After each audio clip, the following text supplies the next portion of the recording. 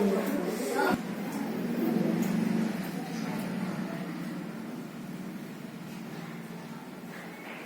सांडिले वीरांनी हा देश वाचवण्यासाठी, रक्त सांडिले वीरांनी हा देश वाचवण्यासाठी, तिरंगा फडकला अभिमानाने स्वातंत्र्य राखण्यासाठी, तिरंगा फडकला अभिमानाने स्वातंत्र्य राखण्यासाठी.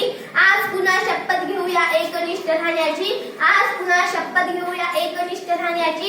हीच खरी वेळ आहे भारताला महासत्ता बनविण्याची, हीच खरी वेळ आहे भारताला महासत्ता बनविण्याची.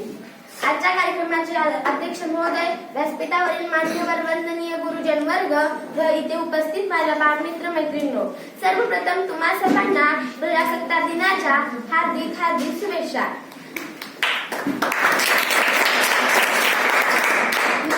मित्रांनो, आजचा हा दिवस केवळ एक सरकारी सुट्टीचा दिवस नसून तर प्रत्येक भारतीयाचा ऊर अभिमानाने भरून यायचा दिवस आहे.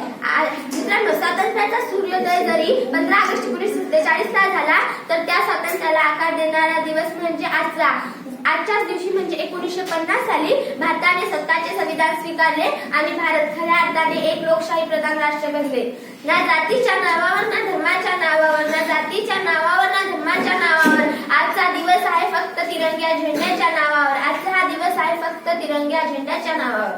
मित्रांनो, भारत आज एक आशा वळणावर उभे आहे, जिथे जग भारताकडे एका आशेने आणि आदराने पाहत आहे. तंत्रज्ञान असो, अंतराळ मोहीम असो किंवा आर्थिक प्रगती असो, भारत आज आगगाडीवर आहे. आणि हे स्वातंत्र्य आणि हे हक आपल्याला सहजासहजीच मिळाले नाही, तर यासाठी राजगुरू, सुखदेव, भगतसिंग यासारख्या अनेक तरुणांनी आपल्या प्राणाची आहुती दिली.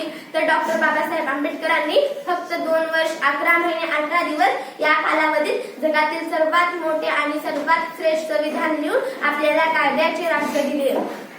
मित्रांनो, देशाला प्रगतीपथावर नेण्यासाठी छोटी छोटी पावले उचलणे गरजेचे आहे. भ्रष्टाचार मुक्त भारत, स्वच्छ भारत आणि सुरक्षित भारत हीच आपल्या क्रांतिकारांना दिलेली खरी श्रद्धांजली ठरेल.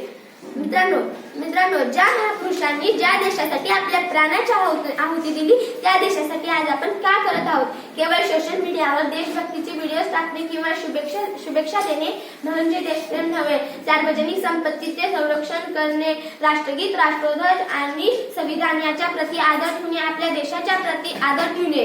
देशाचा तो मान आहे आणि प्रत्येक श्वासाचा तो सन्मान आहे. देशाचा तो मान आहे आणि प्रत्येक श्वासाचा तो सन्मान आहे. जगातील सर्वात मोठे आणि सर्वात श्रेष्ठ आमचे संविधान आहे. जगातील सर्वात मोठे आणि सर्वात श्रेष्ठ आमचे संविधान आहे. मी एवढे बोलून माझे 2 शब्द इथेच संपविते. जय हिंद, जय भारत.